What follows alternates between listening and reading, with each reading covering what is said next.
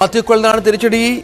Vigilance കോടതി മാത്യുവിന്റെ ഹർജി തള്ളിയ പശ്ചാത്തലമുണ്ടാകുന്നു. മുഖ്യമന്ത്രി പിണറായി വിജയന്റെ മകൾ വീണ വിജയൻ മകൾ വീണ വിജയൻ എന്നിവർക്കെതിരെ സമർപ്പിച്ച ഹർജി, 7 പേർക്കെതിരെ സമർപ്പിച്ച ഹർജിയാണ് ഇപ്പോൾ തള്ളിയിരിക്കുന്നത്. വിനോദിനോട് ചേർത്ത് വായിക്കേണ്ടത്, കഴിഞ്ഞ ദിവസം മാത്യു അവകാശപ്പെട്ടതുപോലെ 4 പുതിയ രേഖകൾ കോടതിക്ക് മുന്നിൽ സമർപ്പിച്ചിട്ടുണ്ട്. അത് ശക്തമായ തെളിവുകളാണ് എന്ന അവകാശവാദം അടക്കം മാത്യു കുഴൽനാടൻ വാർത്താ സമ്മേളനത്തിലും മറ്റും നടത്തിയിരുന്നു. പക്ഷെ അതുപോലും പരിഗണിച്ചില്ല എന്നുള്ളതാണ്. അത് ഈ പറഞ്ഞതുപോലെ ഈ മാസപ്പടി കേസുമായി ബന്ധപ്പെട്ടുള്ള മുന്നോട്ടുള്ള നിരവധി അന്വേഷണങ്ങൾ നടക്കുന്നുണ്ട്. ഇതിനടക്കം സ്വാധീനിക്കാൻ ഇടയുള്ള സംഭവമായി കൂടി മാറുന്നുണ്ടോ?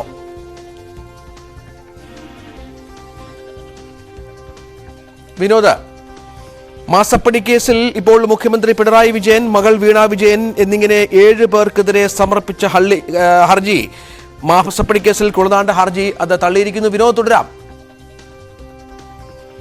വിനോദ്, കേൾക്കാമോ? രഞ്ജിത്ത്, ഇപ്പോൾ ഈ ഹർജി തള്ളിക്കൊണ്ടുള്ള നടപടിയാണ് വിജിലൻസ് കോടതിയിൽ നിന്ന് ഉണ്ടായിരിക്കുന്നത്. രഞ്ജിത്ത് പറഞ്ഞതുപോലെ തന്നെ വലിയ രാഷ്ട്രീയ കോളിളക്കമുണ്ടാക്കിയ ഒരു കേസ് തന്നെയാണ്. മുഖ്യമന്ത്രിയുടെ മകൾ കരിമണൽ കമ്പനിയിൽ നിന്ന് മാസപ്പടി വാങ്ങി അതിന് ആധാരമായത് ഈ കരിമണൽ കടത്തുന്നതിന് ഉൾപ്പെടെയുള്ള കരിമണൽ ഇടപാടുമായി ബന്ധപ്പെട്ട് വലിയ തോതിൽ തിരിമറികൾ നടന്നു, അല്ലെങ്കിൽ വഴിവിട്ടുള്ള ഇടപാടുകൾ നടന്നു. അതിന് പ്രതിഫലമായി മാസപ്പടി വാങ്ങി എന്ന തരത്തിലുള്ള മാത്യു കുഴൽനാടന്റെ ആരോപണം, ആ ആരോപണം വലിയ തോതിൽ ചർച്ചയാവുകയും രാഷ്ട്രീയ കേരളം ഏറ്റെടുക്കുകയും വാദപ്രതിവാദങ്ങൾ ഉണ്ടാകുകയും സഭയ്ക്കകത്തും പുറത്തും വലിയ തോതിൽ രാഷ്ട്രീയ വിഷയമായി ഉയർന്നു വരികയും ചെയ്ത ഒരു സംഭവമാണ്. ആദ്യം മാത്യു വിജിലൻസ് അന്വേഷണമാണ്, അതായത് വിജിലൻസ് സംഘത്തിന്റെ അന്വേഷണമാണ് ആവശ്യപ്പെട്ടത്. എന്നാൽ പിന്നീട് കോടതിയിൽ നിലപാട് മാറ്റി കോടതി നിരീക്ഷണത്തിൽ ഈ അന്വേഷണം വേണമെന്ന ആവശ്യം മാത്യു ഉന്നയിച്ചു. എന്നാൽ ഏറ്റവും പ്രധാനമായ ഒരു ചോദ്യം വിജിലൻസ് കോടതിയിൽ നിന്നുണ്ടായത് CMRലും KMMലും തമ്മിലുള്ള ബന്ധമെന്താണ്, ആ ബന്ധം തെളിയിക്കുന്ന രേഖകൾ എന്താണ്, അവർ തമ്മിൽ നടത്തിയ ആ 2 സ്ഥാപനങ്ങളും തമ്മിൽ നടത്തിയ സാമ്പത്തിക ഇടപാടുകൾ എത്രമാത്രമാണ് ഈ മണൽ ഖനനം ഉണ്ടായത് തുടങ്ങി ഒട്ടനവധി ചോദ്യങ്ങൾ. ഏറ്റവും പ്രധാനപ്പെട്ട ചോദ്യം ഇതായിരുന്നു, CMRലിനെയും KMMലിനെയും തമ്മിൽ ബന്ധിപ്പിക്കുന്ന എന്ത് രേഖയാണുള്ളത്. പക്ഷേ അവിടെയെല്ലാം തന്നെ അന്വേഷണം ആവശ്യപ്പെടുകയാണ് മാത്യു ചെയ്തത്.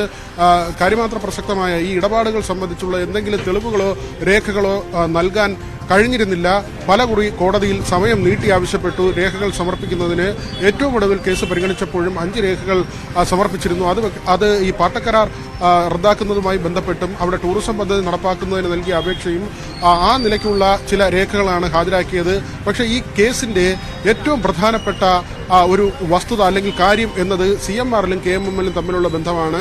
അങ്ങനെ ഒരു ബന്ധം തെളിയിക്കുന്നതിന് ഹർജിക്കാരന് സാധിച്ചില്ല. അതുകൊണ്ട് തന്നെയാണ് ഈ ഹർജി തള്ളിയതെന്നാണ് നമുക്ക് പ്രാഥമികമായി മനസ്സിലാക്കാൻ കഴിയുന്നത്. രഞ്ജിത്ത്, അതാണ് പ്രധാനപ്പെട്ട കാര്യം. ഈ തെളിവുകൾ നിരവധിയുണ്ട് എന്ന മാത്യു കുഴൽനാടൻ അവകാശപ്പെട്ട ഒരു കേസ് കൂടിയാണ് ഇത് എന്നുള്ളതാണ്.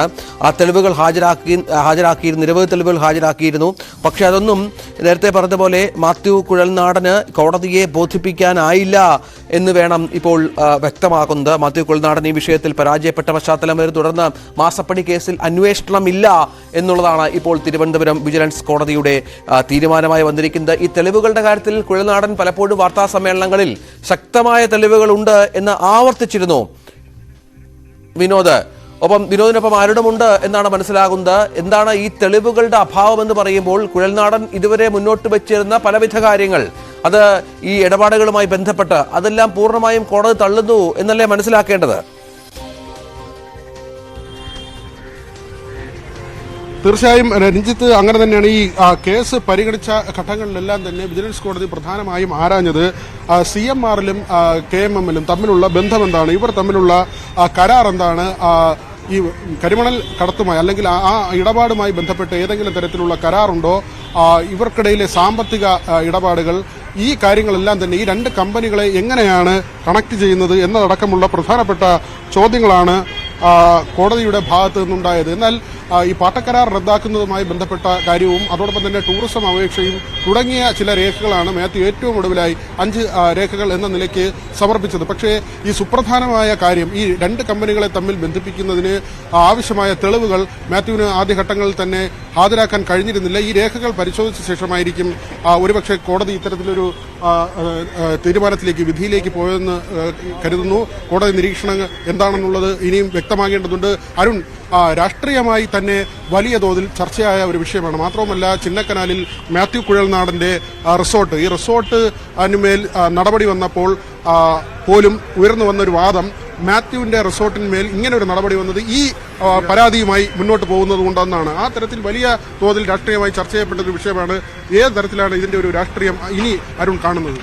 തീർച്ചയായിട്ടും സമീപകാലത്ത് CPM-നെ മുഖ്യമന്ത്രി പിണറായി വിജയൻ ഏറ്റവും അധികം പ്രതിരോധത്തിലാക്കിയ ഒരു വിഷയമാണ് മാസപ്പടി ആരോപണം. മുഖ്യമന്ത്രിയുടെ മകളിലൂടെ മുഖ്യമന്ത്രിയെ സ്വാധീനിക്കാൻ ശ്രമിച്ചതിന്റെ തെളിവായാണ് പ്രതിപക്ഷം ഇതിനെ പ്രധാനമായും കണ്ടത്. മാത്യു കുഴൽനാടനാണ് ഈ വിഷയം ആദ്യം പുതിയ ശ്രദ്ധയിൽ കൊണ്ടുവരുന്നത്. പിന്നീട് തുടർച്ചയായി കുഴൽനാടൻ ഈ വിഷയത്തിൽ പ്രതികരണങ്ങളും തെളിവുകൾ പുറത്തുവിടുകയും ഒക്കെ ചെയ്തു. അതിനുശേഷം മാത്യു കുഴൽനാടൻ ഒരു വശത്തും എതിർവശത്ത് CPM അല്ലെങ്കിൽ സർക്കാർ ഒന്നടങ്കം എന്നതിലേക്ക് കാര്യങ്ങൾ മാറിയിരുന്നു. CPM-നെ പ്രതിരോധത്തിലാക്കാൻ മുഖ്യമന്ത്രിയിലേക്ക് അന്വേഷണം എത്തുന്ന തരത്തിലുള്ള നിഗമനമാണ് പലപ്പോഴും ഈ മാസപ്പടി കേസ് കൊണ്ടുവന്നത്. കേന്ദ്ര ഏജൻസിയുടെ അന്വേഷണം ഇപ്പോഴും പുരോഗമിക്കുന്നുവെങ്കിൽ പോലും മാത്യു കുഴൽനാടൻ ആ കേസിൽ നടത്തിയ ഇടപെടലും അതുമായി ബന്ധപ്പെട്ട ചില വെളിപ്പെടുത്തലും ഒക്കെ വലിയ രാഷ്ട്രീയവാദമായിരുന്നു. അതിനുശേഷം വിനോദ് സൂചിപ്പിച്ച പോലെ മാത്യു കുഴൽനാടന്റെ ചിന്നക്കനാലിലെ റിസോർട്ടിനെതിരെയുള്ള അന്വേഷണം, അവിടെ റവന്യൂ വകുപ്പിന്റെ പരിശോധന, ഇതിന്റെ പ്രതികാര നടപടി എന്ന നിലയിൽ വ്യാഖ്യാനിക്കപ്പെട്ടു. നിയമസഭയ്ക്കകത്തും പുറത്തുമൊക്കെ വലിയ രാഷ്ട്രീയ പ്രതിവാദങ്ങൾ, വാദപ്രതിവാദങ്ങൾ, കോളിളക്കം ഉണ്ടാക്കിയ സംഭവം കൂടിയാണ് മാസപ്പടി വിവാദം. ഏതായാലും ഇതുകൊണ്ട് ഇവിടെ അവസാനിക്കുമെന്ന് കരുതുന്നെങ്കിലും തൽക്കാലത്തേക്ക് സർക്കാരിന്, CPM-ന്, മുഖ്യമന്ത്രിക്ക് വലിയ ആശ്വാസമായി മാറുന്ന വിധിയാണ് തിരുവനന്തപുരം വിജിലൻസ് കോടതിയിൽ നിന്നുണ്ടായിരിക്കുന്നത്. സ്വാഭാവികമായി മാത്യു കുഴൽനാടന്റെ ആരോപണങ്ങൾ ഈ ഘട്ടത്തിലെങ്കിലും ശരിയല്ല എന്ന് തെളിയിക്കുന്ന വിധിയാണ് ഉണ്ടായിരിക്കുന്നത്. അത് രാഷ്ട്രീയം വലിയൊരു നേട്ടമായി ഇടതുപക്ഷം, പ്രത്യേകിച്ച് CPM ഉയർത്തിക്കാട്ടുമെന്ന് ഉറപ്പാണ്. മുഖ്യമന്ത്രിക്ക് വലിയ ആശ്വാസമാണ്, ഇതിന് മകൾക്ക് വലിയ ആശ്വാസമാണ്. അപ്പോഴും പൂർണ്ണമായും ഇതിൽ നിന്ന് അവർ കുറ്റവിമുക്തരാണെന്ന് പറയാൻ കഴിയില്ല. കാരണം മേൽക്കോടതികളിലേക്ക് സ്വാഭാവികമായും മാത്യു കുഴൽനാടൻ പോകാനിടയുണ്ട്. കേന്ദ്ര ഏജൻസിയുടെ അന്വേഷണ വിഷയത്തിൽ പുരോഗമിക്കുന്നത്. ഏതായാലും തൽക്കാലത്തേക്ക് സർക്കാരിന്, CPM-ന്, മുഖ്യമന്ത്രിക്ക് വലിയ ആശ്വാസം തന്നെയാണ്, രാഷ്ട്രീയമായ വലിയ ആശ്വാസം തന്നെയാണ് ഈ വിധി. വിനോദം.